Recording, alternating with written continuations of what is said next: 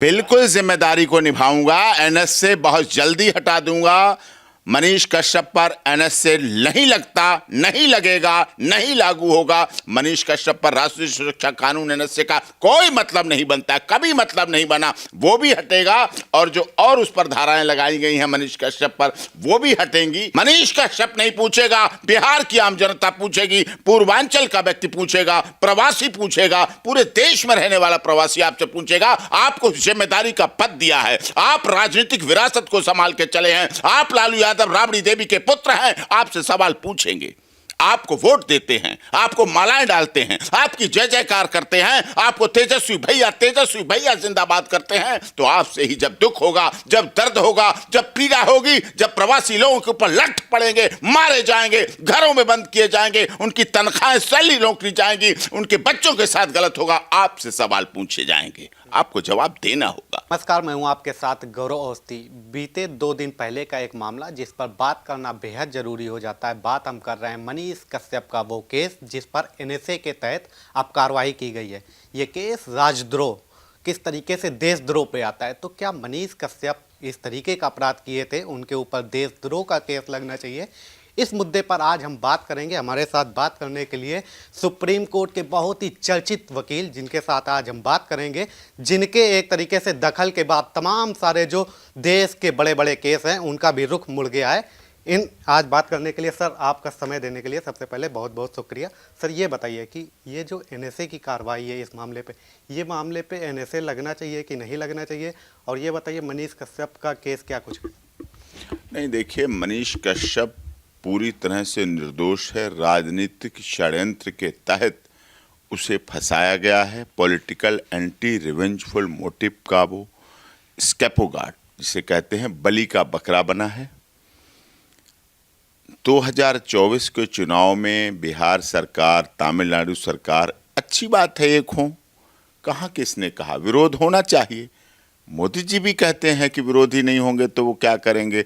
जब मोदी जी के लिए लोग विरोधी बोलते हैं, उनकी कब्र खुदी कब खुदेगी, तो मोदी जी थोड़ी सी बात को लेके लाखों करोड़ों लोगों में बोलते हैं कि लोग मेरी कब्र खोद रहे हैं।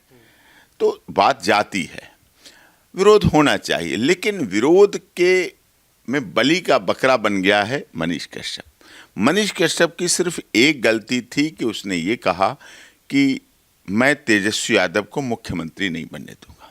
ये भावावेश में कहा, बिहार की जनता के प्यार में कहा, युवा जोश में कहा, पूर्वांचल के दर्द में कहा, प्रवासी मजदूरों की बर्बरता जो हो रही थी उनके साथ, जो हिंदुस्तान अखबार ने छापी, जी न्यूज़ ने चलाई, अमर उजाला ने चलाई, दैनिक जागरण, अमृत बाजार, सब ने छापा।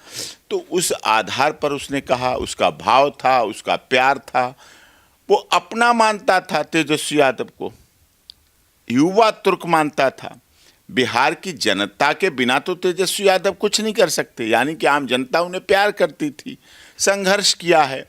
तो उस रूप में लालू प्रसाद यादव के बेटे हैं, बिहार के मुख्यमंत्री, रेल मंत्री रहे देश के, राबड़ी देवी जी के बेटे हैं।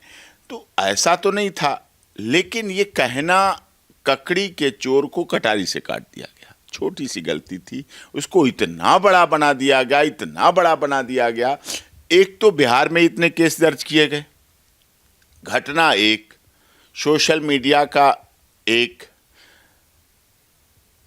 करने वाला एक, इतने केस रजिस्टर्ड हुए। इकोनॉमिक ऑफेंस यूनिट बिहार में दर्ज हुआ, पटना, इस तरह से अलग अलग जो केस दर्ज हुए वो दुखद। उसके बाद फिर तमिलनाडु में दर्ज हुए केस। उल्टा उन लोगों पर दर्ज होना चाहिए था जिन्होंने प्रवासी लोगों के साथ, मजदूरों के साथ, बिहार के लोगों के साथ, माइग्रेंट के साथ जो गलत तमिलनाडु, महाराष्ट्र में करते हैं।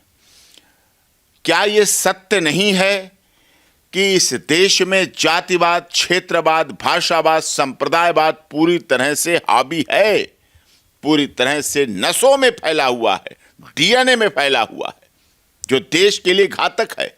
माननीय मोदी जी जातिवाद, क्षेत्रवाद, भाषावाद, परिवारवाद खत्म करने के लिए बहुत तेजी से लगे हुए हैं, संघर्ष कर रहे हैं।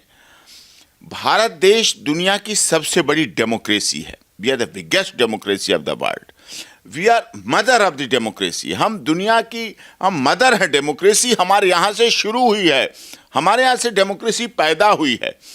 डेमोक्रेसी कैसे सुरक्षित रहेगी अगर किसी को बोलने की आज़ादी नहीं होगी, विचार अभिव्यक्ति की आज़ादी नहीं होगी, ये स्वतंत्रता नहीं होगी। हम ये नहीं कह रहे हम भारत माता तेरे टुकड़े टुकड़े करेंगे, हम तो भारत माता की जय कर रहे हैं। भारत माता के एक व्यक्ति के साथ, भारत माता के व्यक्तियों के साथ, भारत माता के बिहार के पूर्वांचल के प्रवासी परिवारों के साथ जो गलत हो रहा है, हम उनकी बातों के खिलाफ हैं। होता है, हुआ है। महाराष्ट्र के तो पूर्व के मुख्यमंत्री ने तक कहा है कि हम प्रवासी लोगों को यहाँ घुसने नहीं देंगे, मार के भगाएंगे। कई बार ऐसी घटनाएं होती हैं।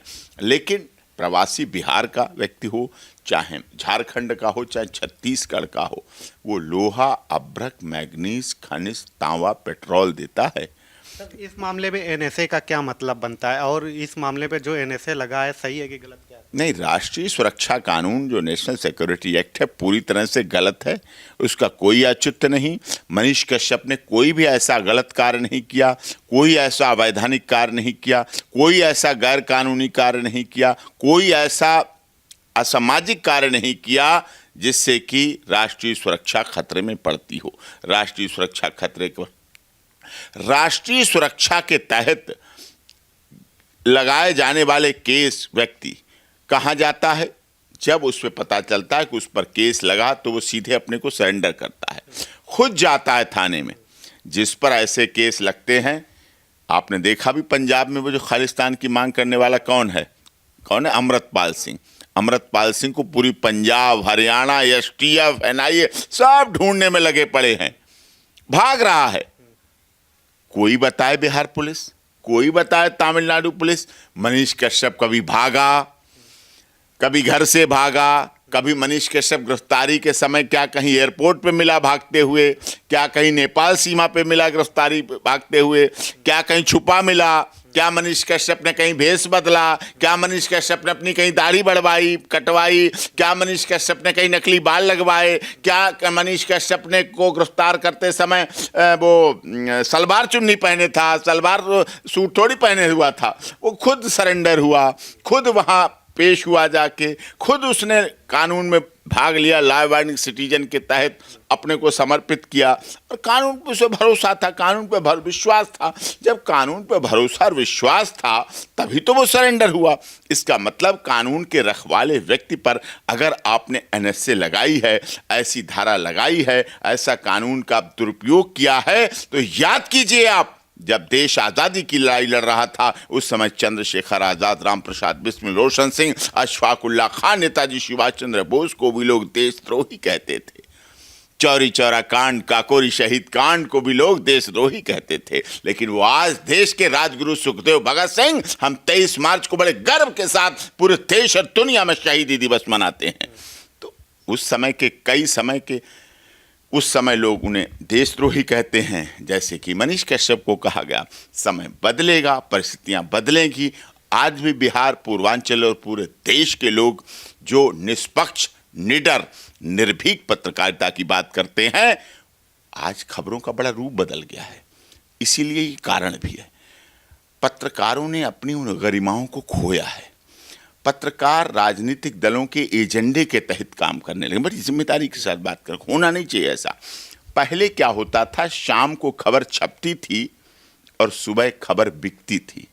अब क्या होता है, शाम को खबर बिकती है, शाम को खबर पहले बिकती है, फिर सुबह छपती है। आप बड़ी जिम्मेदारी से बात कर रहे हैं और कहते हैं हम बड़ी जिम्मेदारी से बात करते हैं। तो ये बताइए कि सर अब इसमें कानून का उल्लंघन हो रहा है, ये एनएसए जो लगा है, तो अब आप इसमें अपनी जिम्मेदारी को बिल्कुल जिम्मेदारी को निभाऊंगा। एनएसए बहुत जल्दी हटा दूंगा।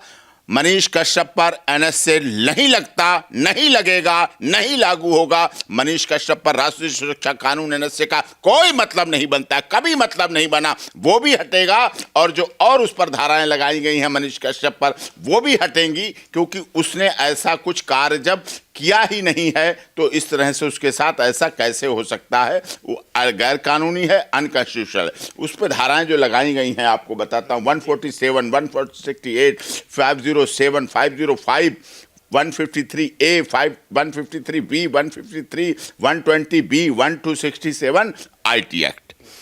IT एक्ट डाला उसने। आप उसकी सोशल मीडिया की उस चीज को देखिए। उसने कहा तेजस्वी यादव जी अपना चश्मा उतार कर देखिए। क्या गलत कहा? देखिए मतलब समझिए, आप उप मुख्यमंत्री हैं, आपसे आम जनता सवाल पूछेगी। मनीष कश्यप नहीं पूछेगा, बिहार की आम जनता पूछेगी, पूर्वांचल का व्यक्ति पूछेगा, प्रवासी पूछेगा, पूरे देश में रहने वाला प्रवासी आपसे पूछेगा। आपको जिम्मेदारी का पद दिया है, आप राजनीतिक विरासत को संभाल के चले हैं, आप लालू यादव राबड़ी देवी के पुत्र हैं, आपसे सवाल पूछेंगे।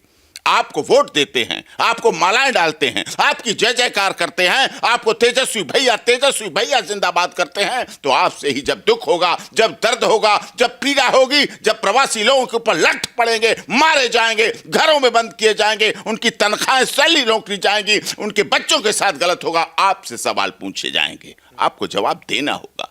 आप लोकतंत्र में रहते हैं, राजा से भी सवाल पूछे जाते हैं। राजा के दरबार में भी घंटा लगा होता था सुनवाई के लिए, वहां भी फरियादी घंटा बजाता था, राजा से अपनी फरियाद करता था। राजा भेष बदल कर जाता था, राजा जनता के बीच जाता था, राजा अपनी जनता के प्रति जवाबदेह होता था, जनता के प्रति, प्रजा के प्रति उसको दिल से चाहता था, जनता भी उसको चाहती थी, राज तिलक करती थी, उसके लिए उत्सव मनाती थी, उसके कहने पर युद्ध में लड़ने जाते थे।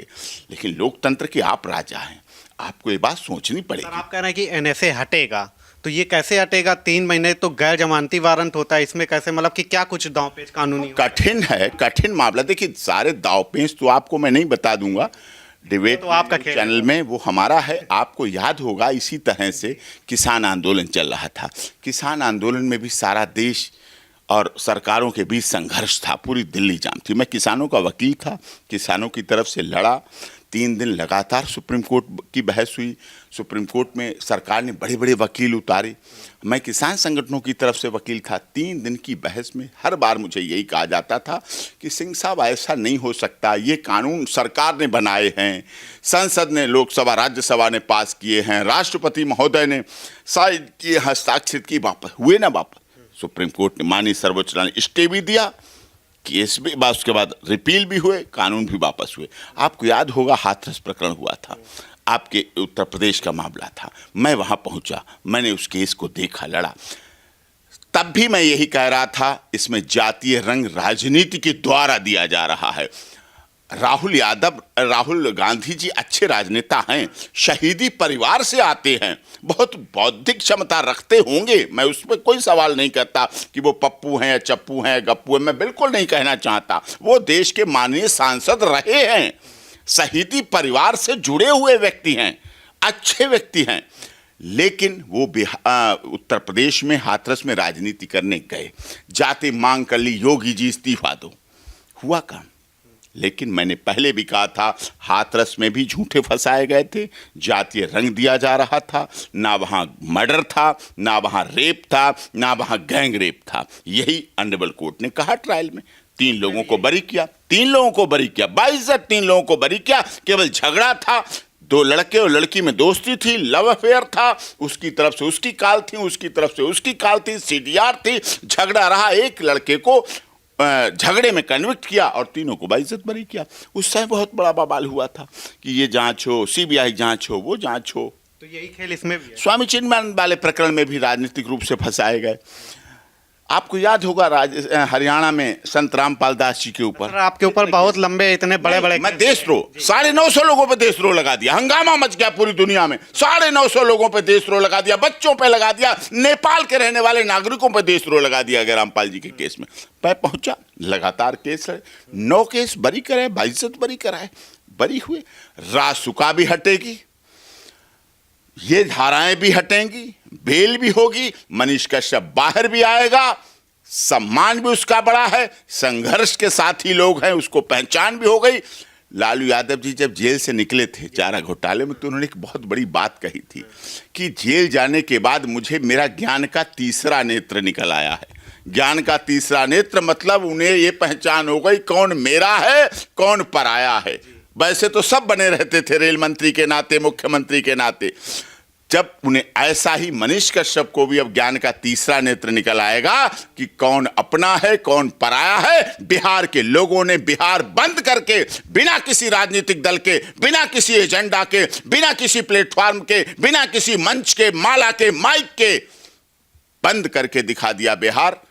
और पूरे देश के लोग इस बात से जुड़े हुए हैं, मनीष कश्यप की भावनाओं से जुड़े हुए हैं, प्रवासी लोग जुड़े हुए हैं। देखिए प्रवासी हर कोई कहीं है, हर कोई कहीं है प्रवासी।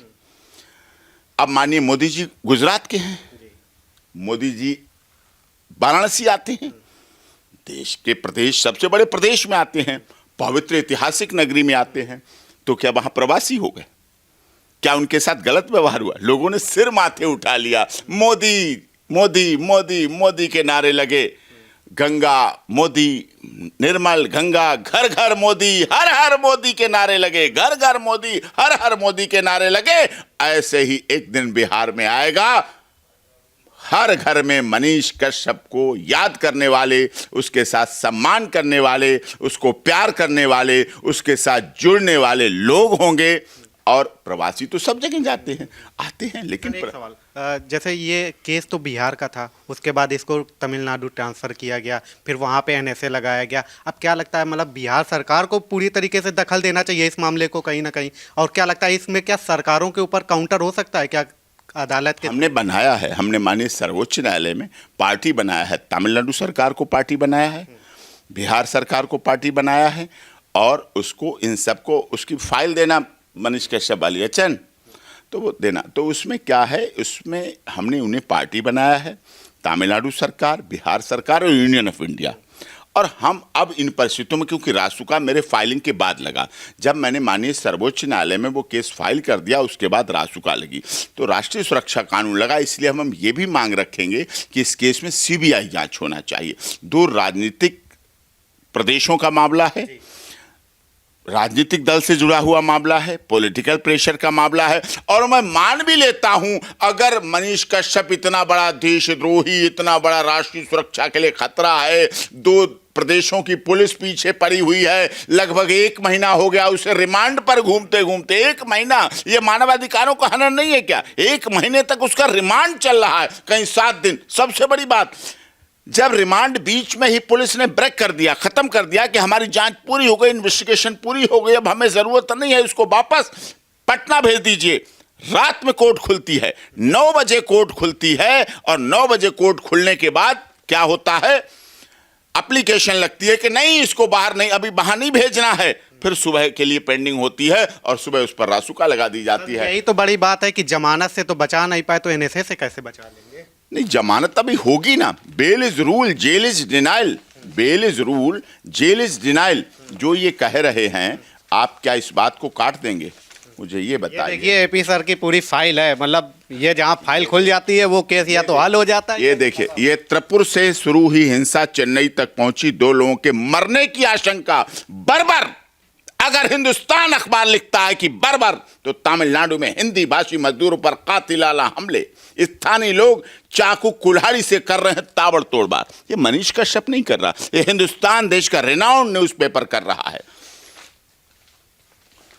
बर्बर, तमिलनाडु में हिंदी भाषी मजदूरों पर कातिलाना हमला। दूसरी खबर, बिहार जैसे गरीब राज्य का ध्यान पर केंद्र सरकार ध्यान दे। कौन कर रहा है? नीतीश कुमार कर रहे हैं, honourable chief minister of Bihar कह रहे हैं। यानी कि बिहार गरीब है, प्रधानमंत्री जी को ध्यान देना चाहिए। लेकिन क्या गरीबों का साथ ये होगा कि जब वो मेहनत मजदूरी करने जाएंगे तो ट्रेनों में जगह नहीं, डर से घरों में बंद है हिंदी भाषी। हिंदी भाषा, देश Mahatma Gandhi father of nation कह कह के थक गए कि देश की राष्ट्रभाषा हिंदी है।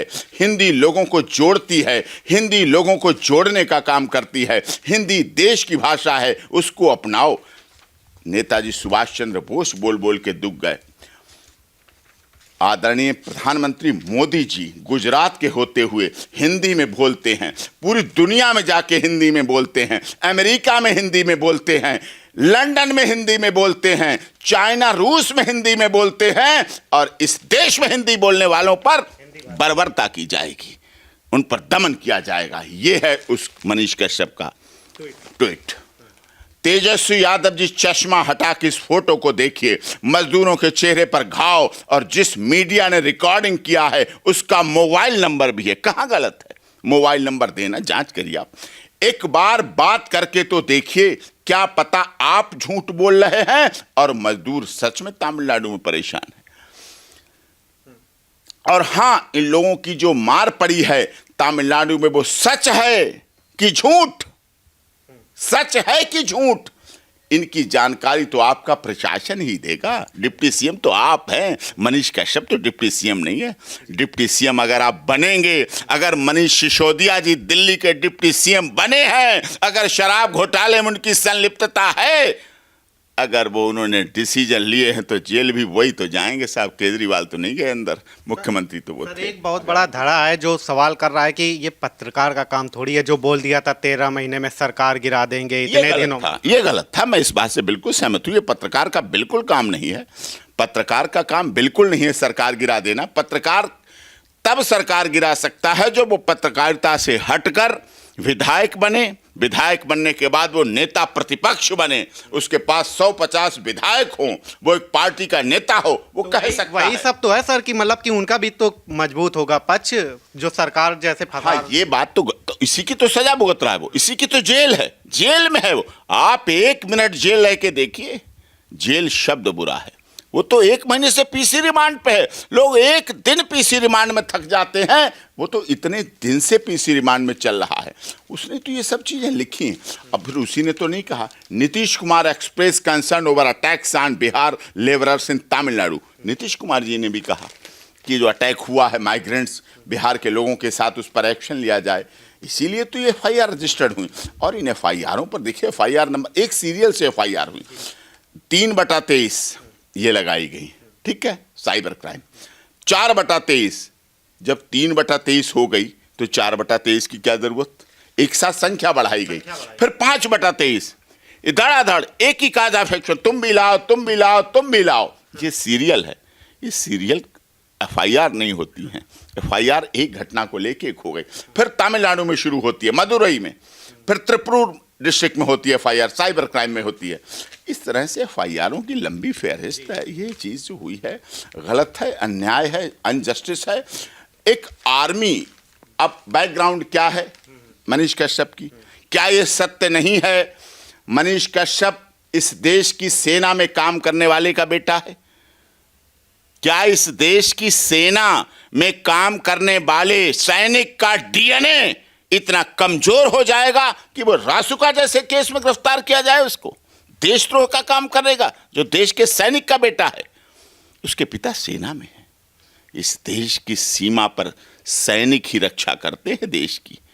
इस देश की सीमा अगर सुरक्षित है तो हमारे देश के सैनिकों की बदौलत सुरक्षित है। हमारे देश के सैनिक, जो मनीष कश्यप जैसे पिता, जैसे कि पिता सीने पर गोली खाते हैं, उनके जब पोस्टमार्टम होते हैं हमारे देश के सैनिकों के, तो पीठ पीछे गोली नहीं लगी मिलती है, सारी गोलियां सीने पर मिलती हैं जब उनके पोस्टमार्टम होते हैं। उस त्याग, तपस्या और बलिदान से जो तेजस्वी यादव जहां बैठते हैं बिहार विधानसभा में, जो राष्ट्रीय ध्वज लहराता है बिहार विधानसभा और पटना हाईकोर्ट और माननीय सर्वोच्च न्यायालय और लोकसभा, राज्यसभा और राष्ट्रपति भवन का, वो तिरंगा राष्ट्रीय ध्वज हवा से नहीं लहराता है, वो शहीदों के त्याग, तपस्या, बलिदान से लहराता है। और उस परिवार से आता है मनीष कश्यप, इसलिए उसके ऊपर लगाई गई रासुका, लगाए गए ये कानून पूरी तरह से निराधार हैं, राजनीति से प्रेरित हैं। उसे स्केपोगाट किया जा रहा है, बलि का बकरा बनाया जा रहा है। सारी मीडिया ने खबर दिखाई, सभी लोग बोलते हैं, सारे नेता बोलते हैं, सारे चैनल दिखाते हैं, लेकिन बलि का बकरा बनाया गया सिर्फ मनीष कश्यप, क्योंकि वो यूट्यूब चैनल पत्रकार है, उस पर किसी का राजनीतिक वरदहस्त नहीं है, वो सच्चा पत्रकार है। अगर वो राजनीति के दबाव वाला पत्रकार होता तो उसका कोई गॉडफादर होता और उस पर रासुकारी धाराएं नहीं दर्ज होती और वो आराम से बैठा पैसे कमा रहा होता। लेकिन वो निडर, निष्पक्ष, निर्भीक पत्रकार है। इसलिए देश का लोग, देश की आम जनता प्यार कर रही है।